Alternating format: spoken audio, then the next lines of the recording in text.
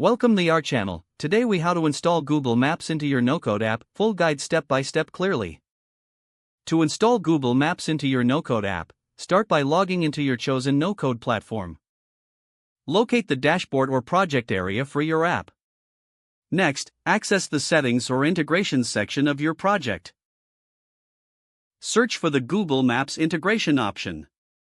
Select the Google Maps integration to initiate the setup process. You will need to create a Google Cloud account if you do not have one. Once logged into Google Cloud, navigate to the console. In the console, create a new project for your Google Maps API.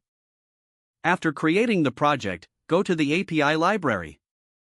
Search for the Google Maps JavaScript API and select it. Click on the Enable button to activate the API. Now, navigate to the Credentials tab in the sidebar.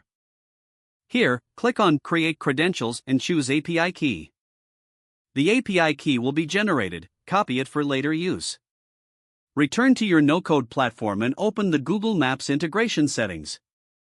Paste your copied API key into the appropriate field in the settings. Customize the map settings according to your requirements, such as zoom level and default location. Save your changes to apply the settings. Now, drag and drop the Google Maps component into your app interface. Position the map element where you'd like it to appear. You can customize the size and style of the map within your app. Preview your app to ensure that the Google Maps integration works correctly. Test different features of the map, like zooming or searching for locations. Finally, publish your app to make the Google Maps feature available to users. If the page does not load, refresh the browser or try again in a private or incognito window. Make sure you are using the correct email address, then retype it carefully to avoid small typos. If your password is not accepted, use the reset option and create a new strong password you can remember.